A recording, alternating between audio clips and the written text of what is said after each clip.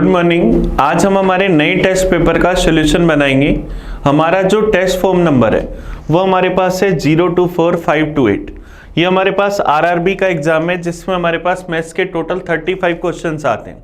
तो चलिए आज के पेपर को सोल्व करते हैं। चलते हैं सबसे पहले क्वेश्चन पर। पहला क्वेश्चन ये रहा हमारी स्क्रीन पर। कह रहे लड़के और लड़कियों के ग्रुप में 15 लड़कियां अगर ग्रुप छोड़ देती हैं तो प्रत्येक लड़के के संगत 2 लड़के बचते हैं। इसके बाद 45 लड़के अगर ग्रुप छोड़ देते हैं तो प्रत्येक लड़के के संगत 5 लड़कियां बचती। तो स्टार्टिंग में लड़कियों की संख्या बतानी है कि क्या है। हमारे पास कुछ बॉयज और गर्ल्स हैं एक ग्रुप के अंदर। हम लोगों को नहीं पता कि कितने, लेकिन कह रहे कि अगर 15 लड़कियां 15 गर्ल्स अगर ये ग्रुप छोड़ दें तो हमारे पास क्या होता है, प्रत्येक लड़की के संगत 2 लड़के बचते हैं। तो बॉयज और गर्ल्स का रेशो क्या हो जाता है 2:1। ये रेशो क्या हो जाता है 2:1। अब कह रहे कि अगर 45 लड़के ये ग्रुप छोड़ दें तो क्या हो जाता है, प्रत्येक लड़के के संगत 5 लड़कियां बचती। तो ये रेशो क्या हो जाता है, प्रत्येक लड़के के संगत 5 लड़कियां बचती हैं। इसका मतलब अगर हमारे पास लड़का 1 है तो लड़कियां कितनी है 5। तो स्टार्टिंग में लड़कियों की संख्या बतानी है कि क्या है। अब देखो यहां पर नंबर ऑफ द गर्ल्स यहां भी और यहां दोनों जगह सेम होंगी। तो इस पूरे को अगर 5 बनाना हो तो 5 से गुना कर दो। तो ये क्या 10:5 लिख सकता हूं। लड़कियां 5 की 5 ही रही, लेकिन लड़के 10 की जगह 1 हो गई। तो कितने कम हुए 9 की वैल्यू 45 के बराबर। तो 1 की वैल्यू 5, 1 की वैल्यू 5 तो 5 की वैल्यू 25। इसका मतलब 25 लड़कियां थी हमारे पास। कब? जब 15 लड़कियां छोड़कर चली गई थी। तो इनिशियली 25 + 15 कितनी लड़कियां थी 40। तो इनिशियली जो गर्ल्स थी वो कितनी आ जाएंगी आपके पास 40। ये हमारे पास आंसर आ जाएगा। ये रेशो का हमारे पास बड़ा इजी सा क्वेश्चन था। सबसे पहले हम लोगों ने कहा कि हम लोगों ने इन रेशो को सेम बना ली। क्लियर है क्या? चलिए अगले क्वेश्चन पर आते हैं। क्वेश्चन नंबर 87 पर। अपनी यात्रा के पहले ठहराव पर एक ड्राइवर अपनी गाड़ी के कुल पैकेट का 2/5 भाग उतार देता है। अगले ठहराव पर 3 पैकेट उतारता है। अब उसके पास गाड़ी में कुल पैकेटों की संख्या का आधा शेष बचा है। तो पहली बार पैकेट उतारने से पहले गाड़ी में कितने पैकेट थे? At the first stop on his route, a driver unload 2/5 of the packets from the van. After he unload another 3 packet at the next stop. Half of the original number of the packet in the van remained. How many packet were in the van before the first delivery? सबसे पहले 2/5 packet उतारे, फिर 3 packet उतारे और फिर 1/2 packet बच गए। तो अगर मैं कहूं कि इनिशियली हम लोग बट्टा वाले नंबर 5 और 2 के हिसाब से टोटल मान लें कि 10 पैकेट थे। 10 के सबसे पहले हमने 2/5 पैकेट उतारे। तो सबसे पहले 10 का 2/5 देखूं तो कितने पैकेट उतार दिए 4। 10 में से 4 पैकेट उतार दिए तो बचे कितने 6। अब हमने इसमें से 3 पैकेट और उतार दिए। 3 पैकेट और उतारे तो हमारे पास बोल रहा है आधे बच गए। तो 10 का आधा 5। तो 6 की जगह कितने बच गए 5। ये 6 की जगह 5 बचे। इसका मतलब हमने यहां कितनी वैल्यू उतारी 1 का मतलब 3 पैकेट। टोटल हमने 10 माना तो 10 की वैल्यू 10 × 3 क्या जाएगा 30 पैकेट। तो इनिशियली हमारे पास कितने पैकेट थे 30 पैकेट। किसी को अगर ऐसे दिक्कत आए तो टोटल 10x मान लो। 10x का 2/5 4x उतार दिए तो बचे कितने 6x। 6x में से 3 पैकेट फिर उतार दिए तो उसका आधे बचे। तो 10 का आधा 10x का आधा 5x। 6x की जगह 5x बचे तो 1x। 1x की वैल्यू 3 तो 10x की वैल्यू 10 × 3 30। यह हमारा आंसर आ गया। चलिए नेक्स्ट क्वेश्चन पर आते हैं। क्वेश्चन नंबर 88 पर हमें कह रहा है समान त्रिज्या ए के 2 वृत्त एक दूसरे के केंद्र से होकर गुजरते हैं। यदि वृत्त एक दूसरे को बिंदु ए और बी पर काटते हैं जिनके केंद्र ओ और ओ डैश हैं, तो हमें quadrilateral A O B O dash का एरिया बताना है कि क्या होगा। Each of the 2 circle of the same radius a passes through the centre of the other if the circle cut each other at the point A and B and O O dash B the centres are the area of the quadrilateral. चलिए सबसे पहले इसका diagram अगर अपन देखें तो देखो हमारे पास ये एक डायग्राम बना, दो सर्किल एक दूसरे के सेंटर से पास हो रहे, ओ डैश से ए और बी बिंदु पर एक दूसरे को काट रहे हैं, तो हमें इस क्वाड्रिलेटर का एरिया बताना है कि क्या होगा। अब देखो ध्यान देना, ये ओ डैश वाली ये जो दूरी है ये भुजा होगी ए त्रिज्या के बराबर, ये भी क्या होगी ए और ये भी क्या होगी ए। तो मेरे पास ये ऊपर एक इक्विलेटर ट्रायंगल बना, मेरे पास यहां पर ये एक इक्विलेटर ट्रायंगल बन गया जिसकी प्रत्येक भुजा की लंबाई क्या है ए। तो इस ट्रायंगल का एरिया मेरे पास क्या होगा, √3/4a²। अपॉन में भी ऐसा एक इक्विलेटर ट्रायंगल बना, उसका एरिया भी क्या होगा, √3/4a²। दोनों ट्रायंगल के एरिया का अगर मैं सम कर दूं तो क्या मेरे पास क्वाड्रिलेटर का एरिया आ जाएगा। तो √3/4a² प्लस √3/4a², तो क्या आ जाएगा, √3/2 × a²। तो ये हमारे पास इस क्वाड्रिलेटर का एरिया आ जाएगा, ऑप्शन सी। ऑप्शन सी हमारे पास इसका आंसर आ जाएगा। डायग्राम बनाने के बाद ये क्वेश्चन बढ़ा लीजिए। चलिए नेक्स्ट क्वेश्चन पर चलते हैं, 89 पर। एक पुरुष और एक महिला की आयु का अनुपात 4:3 है। 4 साल बाद इनकी आयु का अनुपात 9:7 हो जाएगा। यदि शादी के समय इनकी एज 5:3 थी तो हमें बताना है कि दोनों की कितने साल पहले शादी हुई थी। अब देखो हम लोगों को एक पर्सन और उसकी वाइफ की एज का रेशियो दे रखा है, एक हम लोगों को रेशियो दे रखा है मैरिज के टाइम। मैरिज के टाइम इनका रेशियो क्या था, 5:3। एक हम लोगों को रेशियो दे रखा है प्रेजेंट में, प्रेजेंट में हमारे पास इनका रेशियो क्या है, 4:3। और एक रेशियो दे रखा है 4 साल बाद का। 4 साल बाद इनका रेशियो क्या है, 9:7। तो हमें बताना है इनकी शादी कितने साल पहले हुई थी। प्रेजेंट से 4 साल बाद में डिफरेंस कितना, 4 साल का। ये 4 से 9 हुआ 5 बढ़ा, ये 3 से 7 हुआ 4 बढ़ा। रेशियो का डिफरेंस बराबर नहीं है तो डिफरेंस बराबर बना लें। 9 और 7 का डिफरेंस 2 से ऊपर मल्टीप्लाई कर दे, 4 और 3 का डिफरेंस 1 से नीचे मल्टीप्लाई कर दे। तो ये रेशियो क्या रहा, 8:6। ये रेशियो वैसे का वैसे 9:7। 8 से 9 हुआ 1 बढ़ा, 6 से 7 हुआ 1 बढ़ा। हम कह रहे हैं 1 बढ़ रहा है, वो कितने साल बढ़ा रहा है, 4 साल। 1 की वैल्यू 4 साल तो 8 की वैल्यू 32 साल, 6 की वैल्यू 24 साल। अब शादी के समय इनकी एज का रेशियो था 5:3। ये 8 की जगह 5 था, 3 कम था। ये 6 की जगह 3 था, 3 कम था। 1 की वैल्यू 4 साल तो 3 की वैल्यू 12 साल। तो इनकी शादी कितने साल पहले हुई थी, 12 साल पहले। ये हमारा आंसर आ गया। हमने इसको रेशियो के डिफरेंस से कर ली। अगर आप ऐसे नहीं कर सकते तो हम लोगों की आज इनकी एज मिल गई 32 और 24। ऑप्शन की मदद से एक एक वैल्यू हटाते चलो, जितने साल घटाने पर रेशियो 5:3 आ जाए वो आपका आंसर। या ऐसा कर सकते थे कि शादी 1 साल पहले हुई तो आज जो 32 साल का है शादी के समय 1 साल छोटा था, आज जो 24 साल का है वो शादी के समय 1 साल छोटा था, तब इनकी एज का रेशियो क्या था, 5:3। क्रॉस मल्टीप्लाई कर दें तो 96 - 3x बराबर 120 - 5x। ये इधर आती प्लस का 2x बराबर 24, तो x की वैल्यू 12। तो शादी कितने साल पहले हुई थी, 12 साल पहले। ये हमारा आंसर आ गया। ऐसे भी कर सकते, जो तरीका आपको बेस्ट लगे। चलिए नेक्स्ट क्वेश्चन पर आते हैं, क्वेश्चन नंबर 90 पर। यदि एक त्रिभुज के परिकेंद्र, अंतःकेंद्र, केंद्रक और लंब केंद्र एक ही स्थान पर है तो वो त्रिभुज कैसा होगा। ऐसा सिर्फ और सिर्फ किस में होता है, इक्विलेटर ट्रायंगल में। इक्विलेटर ट्रायंगल अगर हमारे पास है तो उसमें ऑर्थो सेंटर, इन सेंटर, सरकम सेंटर, ग्रेविटी सेंटर, ये सारे क्या होते हैं एक ही जगह पर। तो आंसर क्या आएगा, इक्विलेटर ट्रायंगल। चलिए नेक्स्ट क्वेश्चन पर आए 91 पर।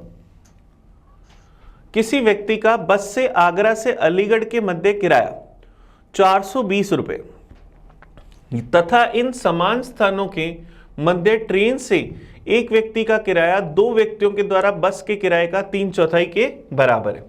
तो 2 व्यक्तियों द्वारा बस और 4 व्यक्तियों के द्वारा ट्रेन से इन दोनों स्थानों के मध्य यात्रा करने पर टोटल रेंट बताना है कि क्या होगा। अब देखो बस का फेयर पता है हमें 420 रुपीज पर पर्सन। ट्रेन का जो फेयर है, ट्रेन का जो किराया है वो हमारे पास क्या है, दो व्यक्ति जब बस से जाएंगे उसके किराए का 3/4, तो एक व्यक्ति के 420 रुपए, तो दो व्यक्तियों के 840। इसका अगर अपन 3/4 निकालें तो क्या जाएगा 210, 210 इंटू 3 630 रुपए। तो ट्रेन का किराया कितना है, 630 रुपए पर पर्सन। बस और ट्रेन दोनों का हमारे पास किराया आ गया पर पर्सन। यहां हमारे पास नंबर ऑफ दी पर्सन्स की अगर अपन बात करें तो हमारे पास दो व्यक्ति बस से और 4 व्यक्ति ट्रेन से यात्रा करते हैं। तो दो व्यक्ति बस से यात्रा करते हैं तो टोटल कितना हुआ 840, 420 रुपए पर पर्सन के हिसाब से। 4 व्यक्ति ट्रेन से ट्रेवल करते हैं तो 2520, तो टोटल किराया कितना हो गया 3360 रुपए। तो हमारा आंसर क्या आ जाएगा, ऑप्शन ए। ऑप्शन ए हमारे पास इसका आंसर आ जाएगा। चलिए नेक्स्ट क्वेश्चन पर आते हैं 92 पर। 40 छात्र और 5 अध्यापकों की एक कक्षा में प्रत्येक छात्र कुल छात्रों की संख्या के 25% के बराबर मिठाइयां प्राप्त करता है। 40 स्टूडेंट्स है, 5 टीचर्स है। हर स्टूडेंट को जो नंबर ऑफ स्वीट्स मिलती है वो क्या है, स्टूडेंट्स की संख्या के 25% के बराबर। तो 25%, 40 का 25% मतलब 10। पर स्टूडेंट को 10 स्वीट मिलती, 10 स्वीट पर पर्सन। और कह रहे प्रत्येक अध्यापक को कुल छात्रों की संख्या के 15% के बराबर मिठाइयां मिलती। 40 का 15% निकाले तो 6 स्वीट पर पर्सन।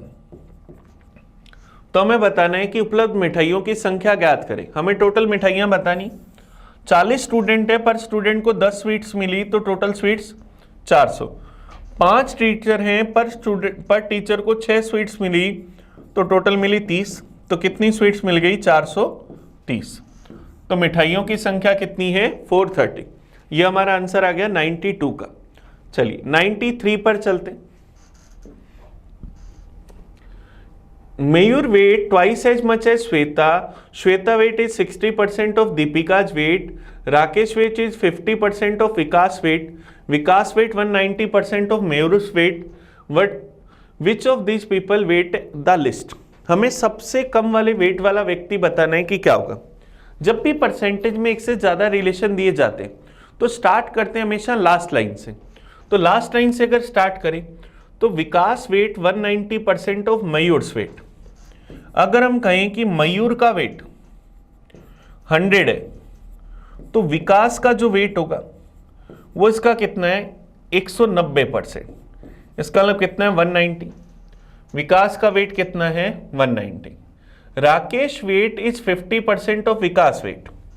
राकेश का जो वेट है वो विकास के वेट का 90% है, सॉरी 50% है, तो 190 का हाफ कर दिया 95। तो राकेश का वेट कितना है 95। फिर इससे पहले हमें क्या करें, Shweta's weight is 60% of Deepika's weight. Deepika का वेट हमें नहीं पता। फिर नेक्स्ट हमें क्या करें, Mayur weight twice as much as Shweta. Mayur का वेट श्वेता के वजन का 2 गुना है। तो अगर अपन श्वेता का वेट देखें तो मयूर का वेट 100, तो श्वेता का वजन इससे आधा 50। और हम लोगों को दे रखा है Shweta's weight is 60% of Deepika's weight. Deepika जो है उसके वेट का श्वेता का वेट 60% है। तो 50 किस वैल्यू का 60% है, 60% की वैल्यू 50। तो अगर अपन नंबर निकालें तो 50/60% इंटू में 100%। परसेंटेज से परसेंटेज गया, 0 से 0 गया, तो 500/6। तो दीपिका का वेट 500/6। अब सोल्व कर लेंगे, कोई नहीं। हमें सबसे कम वेट बताना है कि किसका है। तो सबसे कम वैल्यू में 50 मिल रही है, वो किसका है श्वेता का। तो सबसे कम वेट किसका है श्वेता का। चलिए नेक्स्ट क्वेश्चन पर आते हैं, क्वेश्चन नंबर 94 पर। यहां हमें सिर्फ और सिर्फ इनका रिलेशन निकालते हुए चलना था, और जब एक से ज्यादा रिलेशन होते हैं स्टार्ट करते हैं लास्ट लाइन से। नेक्स्ट क्वेश्चन आते हैं 94 पर। यदि 4 लड़के प्रत्येक y दिन में x कैलोरी की खपत करते हैं, 6 लड़कियां प्रत्येक y/2 दिन में z कैलोरी की खपत करती, तो 12 दिन में 10 लड़कियां और 10 लड़के कितनी कैलोरी का खपत करेंगे, उपभोग करेंगे। चलिए देखो, हमें कह रहा है 4 boys consume x calories every y days. 4 boys x calories consume करते हैं y दिनों में। तो सबसे पहले अगर मैं देखूं तो 4 लड़के एक दिन में कितनी कैलोरी कंज्यूम करेंगे x बाय वाई। तो एक लड़का एक दिन में कितनी कैलोरी कंज्यूम करेगा x बाय 4y। इतनी कैलोरी एक लड़का कंज्यूम करेगा। फिर हमें कह रहे हैं कि 6 लड़कियां, हम लोगों को दे रखा है 6 लड़कियां 6 girls consume z calorie every y by 2 days. 6 girls जो है वो क्या करती है, z कैलोरी कंज्यूम करती है y बाय 2 दिनों में। तो बटा वाला 2 हटाने के लिए अगर मैं इसको 2 से मल्टीप्लाई कर दूं तो 6 गर्ल्स क्या करेंगी, 2z कैलोरी कंज्यूम करेंगी कितने दिनों में, y दिन में। अब एक दिन का कंजप्शन निकालना हो तो 2zy बाई, ये 6 गर्ल्स का एक दिन का कंजप्शन है, तो एक गर्ल का एक दिन का कंजप्शन 6 का भाग दे दूं, 2z बाई 6y, या 2 से काट दूं तो z बाई 3y। तो ये एक लड़की का कंजप्शन है। अब हमें बताना है कि 12 दिन में 10 लड़के और 10 लड़के कितनी कैलोरी का यूज करते। तो 10 लड़के अगर अपन 1 डे का कंजप्शन निकालें तो एक लड़के का एक दिन का कंजप्शन है x बाय 4y। तो 10 लड़कों का 10 गुना, 10 लड़कियों का कंजप्शन चाहिए, एक लड़की का कंजप्शन z बाय 3y। तो 10 लड़कियों का 10 गुना, ये एक दिन का है, हमें चाहिए 12 दिन का। तो इसका 12 गुना कंजप्शन करेंगे तो 10x upon 4y plus 10z upon 3y into में 12। तो 12 का अगर मैं अंदर गुना कर दूं, 4 से कट जाएगा 3 बार, तो क्या आएगा 30x। फिर यहां 12 से चला जाएगा 4 बार, 10 इंटू 4 40z, बटा में क्या जाएगा y। तो 30x plus 40z upon y, या यहाँ पर हो सकता है इसने कहीं इसको कहीं कॉमन ले रखा हो, तो अगर अपन इसमें से 10 कॉमन ले ले तो क्या जाएगा 3x प्लस 4z अपॉन में y, ऐसा भी लिख सकते हैं। तो हमारा आंसर क्या जाएगा, ऑप्शन बी। ऑप्शन बी हमारे पास इसका सही आंसर आ गया। चलिए क्लियर है क्या। चलते हैं नेक्स्ट क्वेश्चन पर, 95 पर। बढ़िया क्वेश्चन था और इजी सा क्वेश्चन था। 95 देखिए हमें क्या कहते हैं, यदि कोई व्यक्ति बिल के भुगतान पर समय से पहले कर देता है तो उसे 4% का डिस्काउंट मिलता है। तो समय से पहले जमा करने पर अगर व्यक्ति को 13 रुपए का डिस्काउंट मिला तो बिजली बिल हमें बताना है कि कितने का था। If an electricity bill is paid before due date, one get a reduction of 4% on the amount of the bill. 4% का डिस्काउंट मिलता है। क्वेश्चन क्या कह रहा है, कितने रुपए का डिस्काउंट मिल रहा है, 13 रुपए का। तो हमें बिल की अमाउंट चाहिए, 100% की वैल्यू चाहिए। तो 13 रुपए की वैल्यू 4%, वैल्यू चाहिए 100% की। परसेंटेज से परसेंटेज गया, 4 से गया 25 बार, 25 इंटू 13 325 रुपये। तो बिल कितने का था, 325 रुपये का। ये हमारा आंसर आ गया 95 का। अभी हमने पेपर के 10 क्वेश्चन कर लिए। चलिए अगले क्वेश्चन पर चलते हैं, 96 पर। What is the percentage profit made by selling an umbrella at a certain price if by selling at the 2/3 of that price there would be a loss of 10%? एक निश्चित कीमत पर एक छाते को बेचने पर कितने प्रतिशत का लाभ होता है हमें ये बताना है। यदि इस कीमत के 2/3 पर बेचे तो 10% का लॉस होता है। प्रॉफिट या लॉस हमेशा किस पर होता है, कॉस्ट प्राइस पर। हमने कहा कि अम्ब्रेला का कॉस्ट प्राइस 100%, हम इसको किसी रेट पर बेच रहे थे, नहीं पता, मान लिया x पर। अगर मैं x के 2/3 पर बेचूंगा तो 10% का लॉस होगा। प्रॉफिट या लॉस होता है कॉस्ट प्राइस पर, तो इसका सेलिंग प्राइस कितना हुआ, 90%। तो x का 2/3 बराबर होगा किसके, 90% के। तो यहां से अगर अपन x की वैल्यू निकालें तो क्या आएगा, 90% इंटू 3/2, तो क्या आ जाएगा 135%। इसका अलावा हम 100% वाली चीज 135% में सेल कर रहे थे, तो कितना प्रॉफिट हो रहा था, 35% का। तो आंसर क्या आ जाएगा, ऑप्शन सी। तो कितना प्रॉफिट हो जाएगा, 35% का। ये हमारा आंसर आ गया। चलिए नेक्स्ट क्वेश्चन पर चलते हैं, 97 पर। 8 सेंटीमीटर आधार त्रिज्या और 6 सेंटीमीटर ऊंचाई वाले एक शंकु को खोलकर एक त्रिज्याखंड बनाया गया, तो उस त्रिज्याखंड की हमें त्रिज्या बतानी है कि क्या होगी। अब देखो हमारे पास ये एक शंकु है, इसको अगर मैं खोलकर एक त्रिज्याखंड बनाता हूं तो मेरे पास क्या होगा, जब मैं इसको खोलूंगा तो मेरे पास यहां से क्या कुछ इस तरह से आकृति बनेगी, ये खुल जाएगा, ओपन हो जाएगा इस तरह से। तो क्या होगा, इसकी त्रिज्या मेरे पास कितनी है 6, हाइट कितनी है 10, तो ये तिर्यक ऊंचाई कितनी हो जाएगी 10, ये 6 है, ये 8 है, तो ये 10, तो ये मेरे पास खुलेगा, तो इस तरह से सेक्टर बनेगा। तो उस त्रिज्याखंड की त्रिज्या कितनी हुई 10 हुई। ये जब इस परिधि को खोल देंगे तो ये तो बन जाएगी ये वाली दूरी, इस लेंथ ऑफ आर्क, चाप की लंबाई, और ये जो इसकी स्लांट हाइट थी मेरे पास वो क्या बन जाएगी उसकी रेडियस। तो आंसर क्या आ जाएगा ऑप्शन सी। चलिए नेक्स्ट क्वेश्चन पर आते हैं 98 पर। 98 देखो हमारे पास डीआई का क्वेश्चन है, हमें क्या कह रहा है, the flowing graph shows the demand and production of cotton by 5 companies A, B, C, D, E, study the graph and answer the questions। कह रहे दिए गए ग्राफ में 5 कंपनियों के रुई की मांग और उत्पादन को दर्शाया गया, ग्राफ का अध्ययन करना और क्वेश्चन के आंसर देने। चलिए कोशिश करते। सबसे पहला क्वेश्चन क्या करें, what is the ratio of the companies having more demand than production and those having more production than demand. उन कंपनियां जिनकी मांग उत्पादन से अधिक है। तब देखो हमें कह रहे हैं जिनकी मांग उत्पादन से अधिक है, ये डिमांड है, इसकी डिमांड ज्यादा है, इसकी डिमांड ज्यादा है और इसकी डिमांड भी ज्यादा है। तो ऐसी कितनी कंपनी है जिनकी डिमांड ज्यादा है, 3। टोटल 5 में से 3 की डिमांड ज्यादा है तो 2 की नहीं है, तो रेशियो क्या आ जाएगा 3:2। तो 98 का आंसर क्या गया ऑप्शन सी। चलिए नेक्स्ट क्वेश्चन पर आते हैं 99 पर। 99 क्या कह रहे हैं, what is the difference in tons between average demand and average production of 5 companies taken together. अगर हम इन सभी कंपनियों को एक साथ ले लें तो इनकी औसत मांग और औसत उत्पाद का अंतर बताना है कि क्या होगा। चलिए अब अगर अपन इनकी सबकी डिमांड का टोटल करें तो हमारे पास क्या है 3000, 600, 3600, फिर 2500 हमारे पास क्या हो जाएगा 36 और 5 41, 51, 6100, फिर ये 1200, 7300 और 73 और मेरे पास ये आ जाएगा 3300, इसका मतलब क्या आ जाएगा 10,600। तो इनकी जो डिमांड है वो टोटल कितनी है 10,600। इनका अब अगर अपन टोटल प्रोडक्शन देखें, प्रोडक्शन अगर अपन देखते हैं तो 1500 प्लस 1800 3300 और 10 4300, 5 और 2 7000 और 9 9200। प्रोडक्शन कितना है 90 to 100। तो दोनों के बीच का अगर अपन टोटल का डिफरेंस देखें तो 8 और 6 1400 का डिफरेंस है।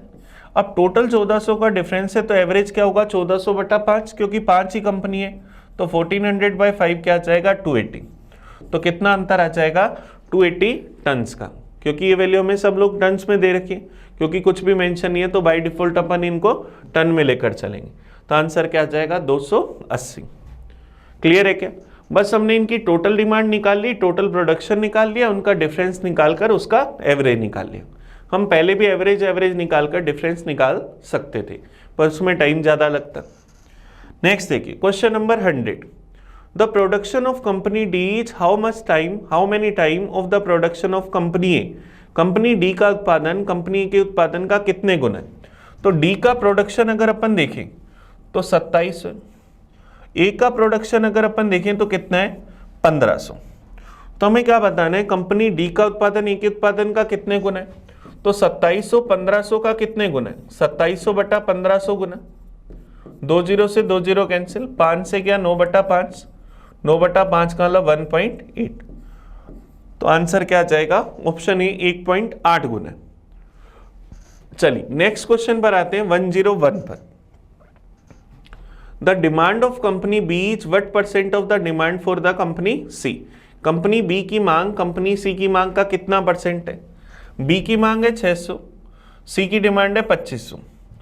तो 600 जो है वो 2500 का कितना परसेंट है? परसेंटेज में चाहिए, इंटू करा 100% से, 2 0 से 2 0 कैंसिल, 600 में 25 का भाग दूंगा तो क्या आएगा 24। तो कितना परसेंट है 24%। तो हमारा आंसर क्या आ जाएगा ऑप्शन बी। ये हमारे पास इसका आंसर आया। चलिए नेक्स्ट क्वेश्चन पर आते हैं 102 पर। डीआई के ये क्वेश्चन थे, हमने कर लिए। नेक्स्ट क्वेश्चन देखते हैं 102। हमें सीरीज दे रखी है इसका, हमें नौवां पद ज्ञात करना है कि क्या होगा, the 9th term of the sequence. अब देखो ये सीरीज हमारे पास क्या है, 0 0 3 8 15 24 35। तो इस सीरीज को देखकर सबसे पहले देखो आप क्या सोच सकते हो, 0 क्या 1 का स्क्वायर माइनस 1 है, पहली टर्म 1 का स्क्वायर माइनस 1, दूसरी टर्म क्या है 2 का स्क्वायर माइनस 1, तीसरी टर्म क्या है 3 का स्क्वायर माइनस 1, चौथी टर्म क्या है 4 का स्क्वायर माइनस 1, पांचवी टर्म क्या है 5 का स्क्वायर माइनस 1। कह पा रहे हैं क्या? तो इस तरह से अगर 9th टर्म देखें तो वो क्या होगी, 9 का स्क्वायर माइनस 1, 9 का स्क्वायर 81 माइनस 1 क्या जाएगा 80। तो हमारा आंसर क्या जाएगा, ऑप्शन सी। तो सबसे पहली टर्म तो ये है कि अपन इसको इस तरह से देख सकते हैं। अगर आप इसको इस तरह से नहीं देखना चाहते तो देखो 0 3 8 15 24 35, इन दोनों का डिफरेंस 3, इन दोनों का डिफरेंस 5, इन दोनों का डिफरेंस 7, फिर डिफरेंस 9, फिर डिफरेंस 11। ओड ओड का डिफरेंस चल रहा है, हर बार 2 बढ़ रहा है, 3 5 7 9 11। तो अगला डिफरेंस 16 का आएगा, इसका मतलब अगला नंबर इससे 16 ज्यादा, सॉरी 11 के बाद हमारे पास अगला डिफरेंस आएगा 13 का, फिर 15 का और फिर 17 का।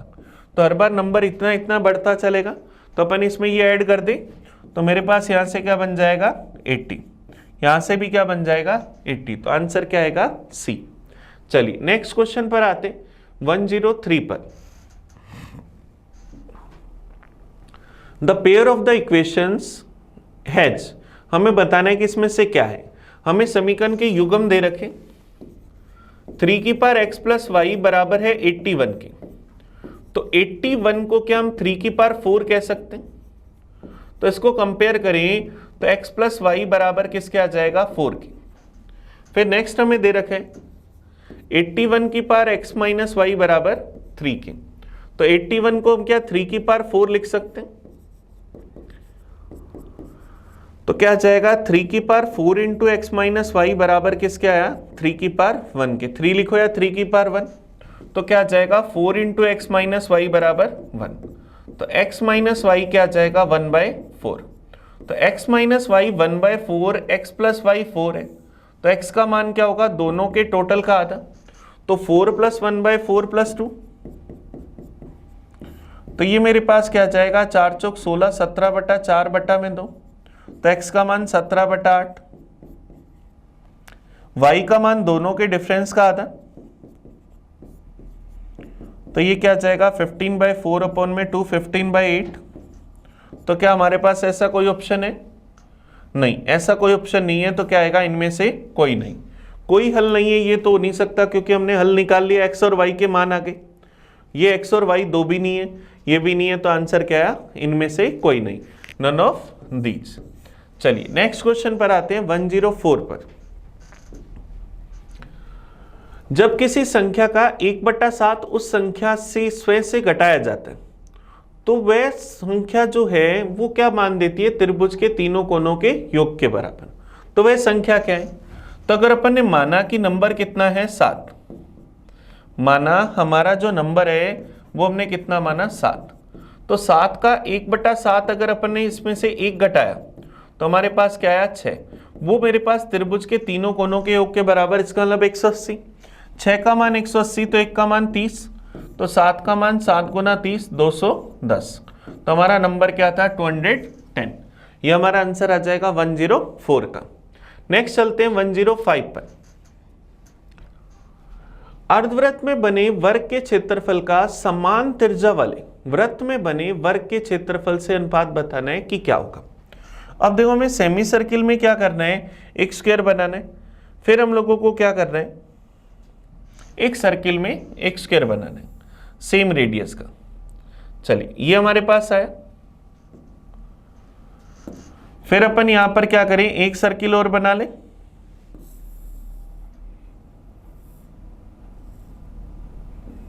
ये हम लोगों के पास 2 सर्किल आ गए।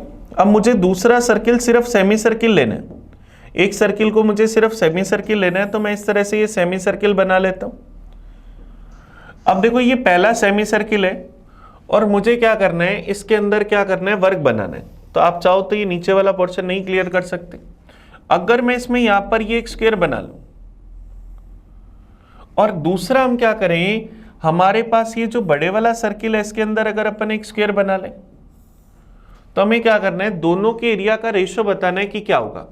दोनों की रेडियस क्या है, सेम है। तो यहां से इसकी सेंटर से लेकर ये दूरी क्या होगी, r।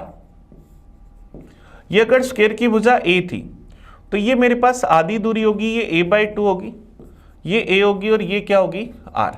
तो मैं सबसे पहले ये 90 डिग्री का एंगल बनेगा, तो क्या r² बराबर a² प्लस a²/4। तो यहां से r² बराबर 5/4 a²।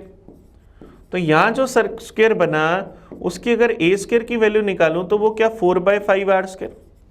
तो सेमी सर्किल के अंदर जो स्क्वायर बन रहा है उसका एरिया क्या हमारे पास 4/5r² आ गया। फिर हम सेकंड वाले का एरिया निकालते हैं। इसके अंदर मैं देखूं तो ये मेरे पास इसका डायमीटर होगा, डायमीटर कितना बना, 2r।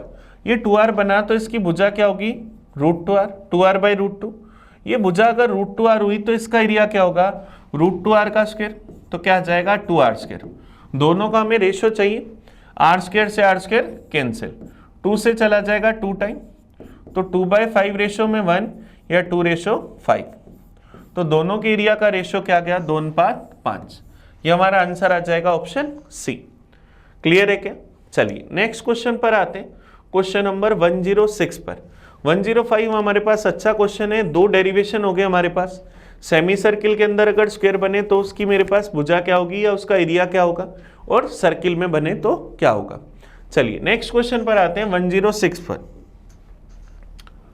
दो गिलासों की क्षमताएं समान है, इनमें पानी का क्रमशः 2/3 भाग और 2/5 भाग भरा जाता है। दोनों गिलासों के शेष भाग को दूध से भरा जाता है। दोनों गिलासों के मिक्सचर को एक बड़े गिलास में भर दें तो इसमें पानी और दूध का अनुपात बताना है कि क्या होगा। दोनों गिलासों की क्षमताएं समान है, the capacity of 2 glasses are same. ये सबसे पहले हमें ध्यान रखना है। पहले गिलास में हमने कितना पानी भरा, 2/3 भाग। दूसरे गिलास में हमने कितना पानी भरा, 2/5 भाग। अब इन्हें ऊपर तक दूध से भर दिया तो इसमें दूध कितना आएगा, 1/3। इसमें कितना आएगा, 2/5 में से अगर हमने भर दिया तो कितना आएगा, 3/5। अब इनको आपस में मिलाना है, नए बर्तन में दूध पानी का रेशियो बताना है कि क्या होगा। अब ये फ्रैक्शन में तो इनका टोटल सेम है, या तो फ्रैक्शन में रखकर इनको ऐड कर दो, पानी में पानी मिला दो और दूध में दूध। तो क्या आएगा, 2/3 प्लस 2/5। पानी में पानी मिला दिया, दूध में दूध मिलाऊंगा तो 1/3 प्लस 3/5। इसका एलसीएम 15, तो 5 दूनी 10, फिर मेरे पास 6। इसका एलसीएम भी 15, तो ये क्या आ जाएगा, 5 + 9। तो यहाँ से क्या आ जाएगा, 16:14, या क्या आ जाएगा, 8:7। तो आंसर क्या आ जाएगा, 8:7, ऑप्शन डी। अगर आप ऐसे नहीं करना चाहते तो पहले बर्तन में पानी और दूध का रेशियो 2:1, दूसरे के अंदर पानी और दूध का रेशियो 2:3। इसका टोटल है 3, इसका टोटल है 5, दोनों को सेम बनाना है। इसको 5 से गुना कर दिया और इसको 3 से, तो 5 से गुना करा तो ये 10 और 5, इसको 3 से गुना करा तो 6 और 9। अब देखो दोनों का टोटल सेम हो गया, दोनों का टोटल 15 है। तो पानी में पानी मिलाओ और दूध में दूध मिलाओ, तो 10 + 6 और 5 + 9, तो क्या जाएगा, 16:14, या रेशियो 8:7। तो यहाँ से भी हमारे पास पानी और दूध का रेशियो सेम आना है। तो दोनों में से जो तरीका आपको बेस्ट लगे। चलिए नेक्स्ट क्वेश्चन पर आते हैं 107 पर, 107 नंबर। 107 नंबर देखो हमारे पास ट्रिग्नोमेट्री का क्वेश्चन, हमें थीटा का मान बताना है कि क्या होगा। हमें दे रखा है sin θ/cos θ plus cos θ/sin θ बराबर 2। अगर अपन इसका एलसीएम ले लें तो एलसीएम आएगा sin θ cos θ, ऊपर क्या जाएगा sin² θ प्लस cos² θ बराबर 2। sin² θ प्लस cos² θ क्या होता है, 1/sin θ cos θ बराबर 2। तो यहां से अगर मैं क्रॉस मल्टीप्लाई कर दूं तो 2 sin थीटा कोस थीटा बराबर 1। अब 2 sin थीटा कोस थीटा हमारे पास क्या होता है sin 2 थीटा बराबर 1। इसका मतलब 2 थीटा बराबर 1 कितने डिग्री पर होता है 90 डिग्री पर, तो थीटा बराबर 45 डिग्री। तो हमारा एंगल क्या आ जाएगा 45 डिग्री। ये हमारा आंसर आ जाएगा ऑप्शन बी। 107 नंबर का ये ट्रिग्नोमेट्री का आज के पेपर का पहला क्वेश्चन था। नेक्स्ट देखो 108, 7,500 रुपए को 5% चक्रवृद्धि ब्याज की दर से 2 साल के लिए निवेश किया जाता है। दूसरे साल में कमाया गया ब्याज कितना है? 7,500 is invested at 5% compound interest for 2 year. What is the interest on second year? तो देखो 7,500 रुपीज हमें हर साल इसका 5% मिलेगा। पहले साल 5% निकालें तो 375, दूसरे साल फिर 5% निकालें तो 375, और इस 375 का 5%, 375 का 10% 37.5, 5% इसका आधा, तो 18 दूना 36, 18 पॉइंट, मेरे पास 1 पॉइंट बच गया, तो क्या आ जाएगा 75।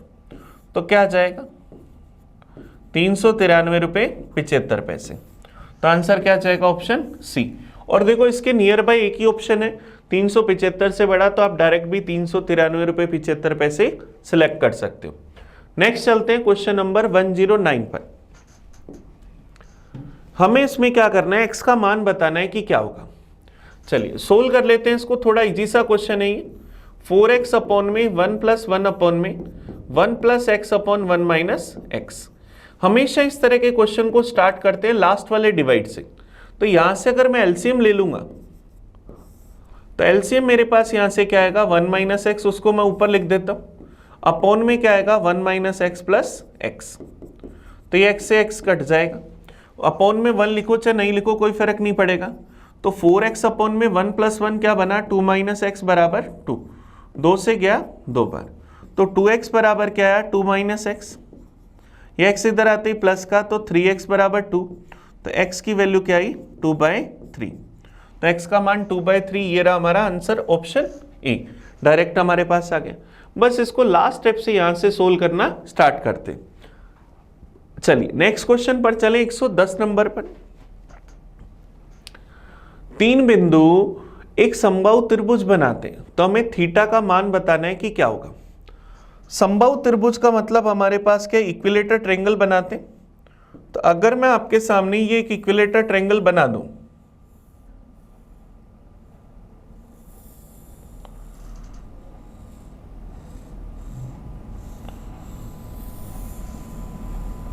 चलिए ये हम लोगों ने एक ट्रायंगल बना लिया, इसको मान लेते हैं इक्विलेटर ट्रायंगल है। इसके हमें तीनों शीर्ष के निर्देशांक दे रखे हैं 0,0, 3,√3 और 3,θ। तब देखो हम लोगों को पता है इक्विलेटर ट्रायंगल है तो तीनों भुजाएं बराबर होंगी। यहां से इस भुजा को अगर मैं निकालूं तो 3 का स्क्वायर 9 प्लस √3 का स्क्वायर क्या आएगा 3, 9 प्लस 3 क्या आ जाएगा √12। तो इन दोनों के बीच की जो मेरे पास भुजा आएगी वो भी √12 आनी चाहिए। तो 3 माइनस 3 क्या बनेगा 0, 0 का स्क्वायर 0, फिर क्या बनेगा प्लस √3 माइनस थीटा का होल स्क्वायर का होल रूट बराबर आएगा √12 के। तो यहां से क्या बना √3 माइनस थीटा का होल स्क्वायर का होल रूट बराबर रूट में 12, रूट से रूट कट जाएगा तो √3 माइनस थीटा का स्क्वायर बराबर क्या आया मेरे पास 12। मेरे पास ये आया, स्क्वायर अगर हटाऊंगा तो √3 माइनस थीटा बराबर √12, तो √3 माइनस थीटा बराबर, इसको 12 को 4 गुना 3 लिखूं तो क्या 2√3 आ जाएगा। तो मेरे पास ये थीटा का मान इधर आते ही √3 माइनस में क्या आ जाएगा 2√3, तो माइनस का √3 नहीं है, तो आंसर क्या आएगा नन ऑफ दीज। थीटा का मान माइनस का √3 आया, ये हमें कहीं ऑप्शन दिख नहीं रहा, तो हमारा आंसर क्या है नन ऑफ दीज। चलिए नेक्स्ट क्वेश्चन पर आते हैं 111 पर। यदि प्रत्येक बॉक्स में 5 या 6 दर्जन सेब पैक किए जाते हैं तो 3 दर्जन शेष बच जाते हैं। इसलिए 8 या 9 दर्जन सेब पैक करने के लिए बड़े बॉक्स को लिया गया, तो फिर भी 3 दर्जन सेब बच गए। तो सेबों की न्यूनतम संख्या बताना है कि कितनी थी जिन्हें पैक किया जाना था। If 5 or 6 दर्जन apples are packed in each box, then 3 दर्जन आर लेफ्ट। 5 या 6 दर्जन पैक करते हैं तो रिमाइंडर कितना बच जाता है? 3। अगर हम क्या करते हैं 8 या 9 दर्जन पैक करते हैं तब भी रिमाइंडर कितना बचता है? 3। तो हर केस में एक रिमाइंडर क्या है? सेम। तो हमें इन नंबर्स का एलसीएम निकालना। तो अगर मैं यहां से 5, 6, 8 और 9 का एलसीएम निकालूं, 5, 6, 8 और 9, सबसे पहले 8 का भाग दे दो, 5, 3, 1, 9, फिर 9 का भाग दे दो, 5, 1, 1, 1, फिर 5 का भाग दे दो। तो एलसीएम हमारे पास क्या आ जाएगा? 8 9 72 इंटू 5 360। तो हमारा नंबर क्या होगा? दी गई सभी संख्याओं का एलसीएम प्लस समान शेषफल इक्वल रिमाइंडर। तो 360 प्लस 3 क्या आएगा? 363। आंसर क्या जाएगा? Option D. ऑप्शन डी हमारे पास इसका 111 का आंसर आ जाएगा। ये हमारे पास एलसीएम एचसीएफ का क्वेश्चन था। हमें इन सब नंबर्स का एलसीएम लेकर ये रिमाइंडर ऐड करना है। चलिए नेक्स्ट क्वेश्चन पर आते हैं। 112 पर एक लंबवर्तीय शंकु की हाइट 6 सेंटीमीटर है। आधार के समांतर आधार से 1 सेंटीमीटर और 3 सेंटीमीटर की ऊंचाई पर 2 बार काटा जाता है। तो शीर्ष से तली तक तीनों भागों के वॉल्यूम का रेशियो बताना है कि क्या होगा। चलिए अपन अगर इसका डायग्राम देखें तो देखो हमारे पास इस तरह से डायग्राम बनेगा। हमने क्या करा, एक लंबवर्तीय शंकु की हाइट दे रखी है 6 सेंटीमीटर, उसको आधार के समांतर आधार से 1 सेंटीमीटर, सबसे पहली वैल्यू हम लोगों को दे रखी है 1 सेंटीमीटर से काटा। फिर हमने दूसरा कट यहाँ लगाया 3 सेंटीमीटर पर, तो ऊपर 3 सेंटीमीटर ये बच गई। तो हमें क्या करना है, शीर्ष से तली तक तीनों भागों के वॉल्यूम का रेशियो बताना है कि क्या होगा। चलिए देखिए ध्यान देना, यहां से अगर मेरे पास ये हाइट 3 है, ये समांतर रेखाएं बनती हैं, ये पैरेलल लाइंस मेरे पास बनती हैं, क्योंकि उसने कहा है कि आधार के समांतर हमने उसको काटा है। तो ये हाइट अगर 3 ले रहे हैं तो ये भी 3 होगी। ये पूरी हाइट 3 और 2 5 है, तो ये रेडियस भी 5 होगी। ये पूरी हाइट 6 है, तो ये रेडियस भी अपन क्या लेंगे? 6। तो हमारे पास ये 3 छोटे छोटे शंकु बने। इन तीनों शंकुओं का वॉल्यूम निकालें। सबसे पहले मैं इस फर्स्ट वाले का, ये जो हमारे पास शंकु बन रहे हैं, इस फर्स्ट वाले का अगर वॉल्यूम निकालूं तो शंकु का वॉल्यूम क्या होता है? 1/3 पाई आर स्क्वायर एच। अब हमें 1/3 पाई तो पता है कांस्टेंट है, हमें सिर्फ क्या चाहिए? R square H. तो मेरे पास रेडियस कितनी है? 3 का स्क्वायर 9, हाइट भी कितनी है? 3, तो 9 3 27। तो इस फर्स्ट वाले का वॉल्यूम क्या लेंगे? 27। फिर सेकंड हम लोग क्या करेंगे, इस पूरे का वॉल्यूम लेंगे, यहां से लेकर यहां तक ये जो हमने पूरा शंकु बनाया, इस पूरे शंकु का वॉल्यूम लेंगे। तो इसके लिए मेरे पास ये 3 और ये 2 5 है, हाइट 5 है, तो रेडियस भी क्या हुई? 5। तो आर स्क्वायर एच ही लेना है हमें। तो 5 का स्क्वायर गुना में 5, तो 125।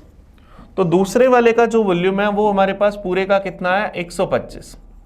तीसरे वाले पूरे का वॉल्यूम निकालो तो उसकी तो मेरे पास साइड कितनी है? 6, साइड भी 6, हाइट भी 6, तो 6 का स्क्वायर गुना में 6, तो 216। तो तीसरे वाले सबसे बड़े का मेरे पास जो वॉल्यूम है वो कितना आया? 216। अब ये मेरे पास 216 टोटल का वॉल्यूम है, 125 इन दोनों का टोटल है और सबसे छोटे का 27। तो सबसे पहले वाले का 27 आ गया। 125 में से अगर मैं 27 घटा दूं तो मेरे पास क्या जाएगा? 98।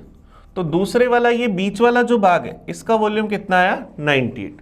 तीसरे वाले का भाग निकालूं तो 216 में से 125 घटा दूं तो 75 और 16 91।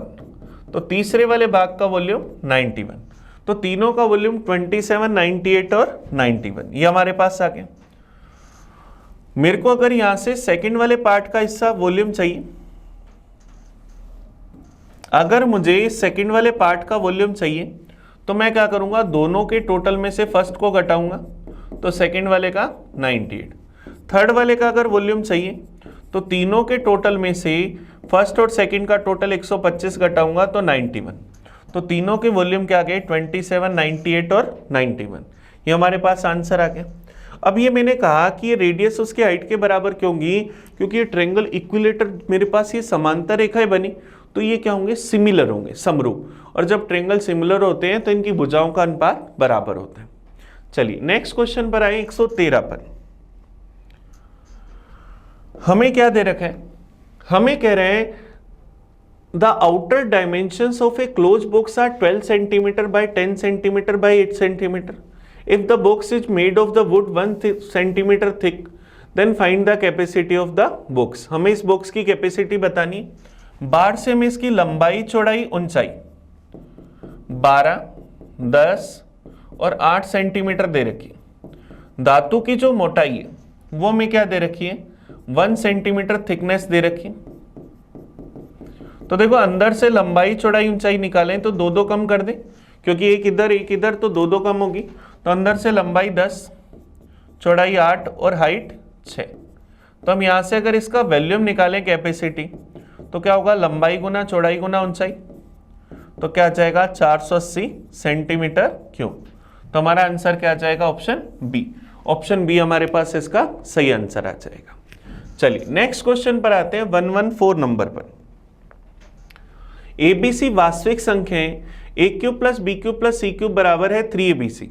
ए plus B plus C zero नहीं है, तो इनके बीच में सही रिलेशन क्या होगा, ए बराबर बी बराबर सी। जब ये बराबर होंगे तभी तो इनके तीनों के क्यूब का सम इसके बराबर होगा। आप चाहो तो इस इक्वेशन में रखकर भी देख लो, ए क्यूब प्लस ए क्यूब प्लस ए क्यूब, तो क्या बनेगा 3a क्यूब बराबर 3a क्यूब। तो आंसर क्या आएगा, ऑप्शन सी। चलिए नेक्स्ट क्वेश्चन पर आते हैं 115 पर। तीन संख्याएं गुणोत्तर श्रेणी में, इनका योग 28 है, मल्टीप्लाई 512 है, तो ये संख्याएं हमें बतानी है कि क्या होंगी। अब देखो तीन संख्याएं गुणोत्तर श्रेणी में कब होंगी, जब वो संख्याएं किस तरह से होंगी, ए आर स्क्वायर, तभी तो ये संख्याएं गुणोत्तर श्रेणी में होंगी, ए आर और ए आर स्क्वायर। क्योंकि क्या होगा, बाहर वाले दोनों स्टेप्स का मल्टीप्लाई इस अंदर वाले के स्क्वायर के बराबर होगा, तभी तो ये गुणोत्तर श्रेणी कहलाएगी। तो अब देखो अपन यहां से क्या करें, इन तीनों का total a plus A R square बराबर कितना है 28, और इनका multiply a into A R square बराबर कितना है 512। तो यहां से क्या, ए आर का होल क्यूब आ गया, 512 के 8 का क्यूब, तो ए आर बराबर 8। ए आर बराबर 8, इसका मतलब दूसरी संख्या 8 आ गई। तो 8 वाले दो ऑप्शन है, सी और ए। अगर मैं सी और ए को देखूं तो मेरे पास यहाँ पर सी और बी ऑप्शन है, सॉरी बी और सी दो ऑप्शन है। इन दोनों को अगर मैं ध्यान से देखूं तो मेरे पास देखो, अगर मैं यहाँ से 2 8 18 लेता हूं तो ये क्या गुणोत्तर श्रेणी में है क्या, नहीं, ये गुणोत्तर श्रेणी में नहीं है। तो मेरे पास 4 8 16 को देखूं तो 4 8 16 मेरे पास क्या है, जीपी के अंदर। तो आंसर क्या आ जाएगा, ऑप्शन बी। तो ए आर का मान निकालने के बाद हम इससे आगे इस तरह से कर सकते हैं, नहीं तो स्टार्टिंग से हम इसको ऑप्शन की मदद से कर सकते थे। चलिए नेक्स्ट क्वेश्चन पर आते हैं, क्वेश्चन नंबर 116 पर। 3 कर्मचारी पूरे दिन काम करके किसी काम को 10 दिन में कर सकते हैं। उनमें से कोई एक केवल आधे समय काम करता है, तो कितने दिन में काम समाप्त हो जाएगा। अब देखो 3 आदमी है, किसी काम को करते हैं कितने दिन में, 10 दिन में। अब एक व्यक्ति अगर आधा ही समय काम करता है, तो इसका मतलब वो आधा ही काम कर रहा है, इसका मतलब वो आधे व्यक्ति की तरह काम कर रहे हैं। तो 3 की जगह अब हमारे पास कितने हो जाएंगे, 2.5 व्यक्ति इस काम को कितने दिन में करेंगे, x दिन में। तो क्रॉस मल्टीप्लाई कर दे, 2 से 1/2 का मतलब 5/2, इंटू में x बराबर 3 इंटू 10, 5 से गया 2 बार, तो x की वैल्यू 3 दूनी 6 इंटू 2 12। तो इस काम को कितने दिन में कर लेंगे, 12 दिन में। ये हमारे पास 116 का आंसर आ गया। क्योंकि एक व्यक्ति अगर आधा टाइम काम करेगा तो इसका मतलब आधा ही काम करेगा, तो उस व्यक्ति को ही आधा ले लेते एक की जगह। चलिए नेक्स्ट क्वेश्चन पर आते हैं 117 पर। माना इसके बराबर में a है, a को 10 की पावर x से डिवाइड करें तो x का मान बताना है कि क्या होगा। हमारे पास नंबर्स हैं 20 इंटू 21 इंटू 22 इंटू 25 इंटू 30। इसको हम क्या कर रहे हैं, 10 की पावर x से विभाजित कर रहे हैं और ये डिवाइड हो रहा है। ये क्या है, a इज डिविजिबल बाय 10 की पावर x, तो हमें x का मान बताना है। अब 10 का मतलब क्या हुआ, 5 गुना 2, तो हम 5 ढूंढ ले, यहाँ कितने, 20 में 5 है, 20 क्या होता है 5 इंटू 4, तो 20 में 5 है, 25 में 5 है, 5 गुना 5, और 30 में भी एक 5 है। तो टोटल मेरे पास 5 कितनी बार आ रहा है, 4 टाइम। तो 5 की पावर 4 है, इसका मतलब मेरा आंसर क्या आ जाएगा, ऑप्शन बी, क्योंकि 5 की पावर 4 में 5 की पावर 4 का भाग चला जाएगा और 2 तो खूब होते, तो आंसर हमारे पास क्या आ जाएगा, ऑप्शन बी, ये हमारा आंसर आ जाएगा। चलिए नेक्स्ट क्वेश्चन पर आते हैं 118 पर। एक नाव धारा की विपरीत 24 किलोमीटर और धारा के साथ 36 किलोमीटर जाने में 6 घंटे का समय लेती। धारा के विपरीत 36 और धारा के साथ 24 जाने में 5 से 3/2 घंटे का समय लेती है। तो धारा का चाल हमें बतानी है कि क्या होगी। मान लिया शांत जल में जो नाव की चाल है, बोट की स्पीड जो है वो अपन मान लेते हैं x kilometre per hour. Speed of अगर अपन स्ट्रीम की बात करें, धारा की स्पीड की अगर अपन बात करें, तो हम लोग उसको मान लेते हैं y। तो सबसे पहले हम लोगों को दे रखा है कि हम क्या करते हैं, 24 किलोमीटर धारा के विपरीत जाते हैं, इसका मतलब x माइनस वाई से जाते हैं। 36 किलोमीटर धारा के साथ जाते हैं, इसका मतलब x प्लस वाई से जाते हैं। टाइम कितना लगता है, 6 घंटे। जबकि धारा के विपरीत चले 36 किलोमीटर x माइनस वाई से और 24 किलोमीटर धारा के साथ चले x प्लस वाई से, तो 5 से 3/2 घंटे। 3/2 का मतलब 1 से 1/2 घंटे, तो 5 और 1 6 से 1/2 घंटे। तो हमें बताना क्या है, speed of stream, velocity of the current, हमें धारा की चाल बतानी। अब देखो ये 24 और 36 है, इन दोनों का अगर मैं HCF देखूं तो क्या बना, 12। ये भी 24 और 36 है, तो HCF क्या बना, 12। अब दोनों x माइनस वाई और x प्लस वाई तो सेम हो नहीं सकते, तो अगर मैं x प्लस वाई को तो ज्यूम करूं 12 और x माइनस वाई को अगर मैं ज्यूम करूं 8, तो ये देखो क्या सेटिस्फाई कर रहा है क्या। 24/8 3, 36/12 3, 3 + 3 6, 36/8 4.5, 24/12 2 6.5, सेटिस्फाई कर रहे हैं। x plus y 12, x minus y 8, इसका मतलब ये ओके एकदम। तो हमें y की वैल्यू चाहिए, तो क्या होगी, दोनों के डिफरेंस का आधा, तो 4/2 कितना आएगा, 2। तो क्या आ जाएगा, 2 kilometre per hour, answer D. 118 का आंसर क्या आ जाएगा, ऑप्शन डी, ये हमारा आंसर है। चलिए नेक्स्ट क्वेश्चन पर चलते हैं 119 पर। दो नल ए और बी किसी टंकी को क्रमशः 25 मिनट और 20 मिनट में भरते हैं, लेकिन नलों को सही तरीके से नहीं खोला गया, तो वे क्रमशः इतना इतना भाग ही पानी निकालते हैं। तो टैंक को भरने में कितना समय लगेगा। एक नल ए टैंक को भरता है 25 मिनट में, दूसरा नल 20 को भरता है 20 मिनट में। सबसे पहले हमने टोटल वर्क लिया 100, ए की एफिशिएंसी 4, बी की एफिशिएंसी 5, लेकिन हमने इनको पूरा ओपन नहीं करा, तो इनकी नई एफिशिएंसी क्या होगी। पहले वाला अपना 5/6 भाग काम ही करता है, तो 4 का 5/6 भाग निकालूंगा तो 20/6 या 10/3। दूसरे वाला नल 2/3 भाग काम करता है, तो 5 का 2/3 भाग निकालूंगा तो 10/3। तो दोनों की टोटल एफिशिएंसी 10/3 + 10/3 20/3। तो दोनों की एफिशिएंसी 20/3, तो दोनों का टाइम क्या होगा, total work upon efficiency. Total work 100, दोनों की एफिशिएंसी 20/3, 20 नीचे और 3 ऊपर, 5 बार चला गया, 5 दिए 15। तो दोनों मिलकर इसको कितने मिनट में भर देंगे, 15 मिनट में। और वो भी 15 मिनट कब लेंगे, जब हम इनको पूरा पूरा ओपन नहीं कर रहे। चलिए नेक्स्ट क्वेश्चन पर आते हैं 120 पर,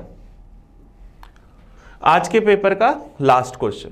हमें कह रहे हैं ए और बी की यात्रा की दरों के बीच का अनुपात 2:3 है, इसलिए बी की तुलना में डेस्टिनेशन पर पहुंचने में 20 मिनट अधिक लेते हैं। ए अगर दुगनी गति से चले तो दूरी को तय करने में कितना समय लेगा। The ratio between the rate of travelling of A and B is 2:3। हमें ए और बी के स्पीड का रेशियो दे रखा है, स्पीड का रेशियो क्या है, 2:3। अब जब डिस्टेंस कांस्टेंट होती है तो स्पीड और टाइम क्या होते हैं, इनवर्सली प्रोपोर्शनल। तो स्पीड का रेशियो 2:3, तो टाइम का रेशियो 3:2। अब टाइम का रेशियो 3:2, तो डिफरेंस कितना, 1 का। जबकि हमें कह रहे हैं ए कितने मिनट ज्यादा लेता है, 20 मिनट। तो 1 की वैल्यू 20 मिनट, तो 3 की वैल्यू 60 मिनट। इसका मतलब क्या था, ए इनिशियली कितना टाइम ले रहा था, 60 मिनट। अब अगर वो दुगनी गति से चले तो दूरी को तय करने में कितना समय लेगा। अगर स्पीड डबल कर देगा तो टाइम क्या हो जाएगा, आधा। तो 60 मिनट की जगह टाइम अब क्या हो जाएगा, आधा, इसका मतलब 30 मिनट। तो वो दुगनी गति से चले तो इस दूरी को कितने मिनट में तय करेगा, 30 मिनट में। ये हमारा आंसर आ जाएगा। चलिए, तो आज के पेपर के पूरे हमने 35 क्वेश्चंस का एनालाइज करा। आप इस वीडियो को बड़े अच्छे से देखना, आपको कहीं भी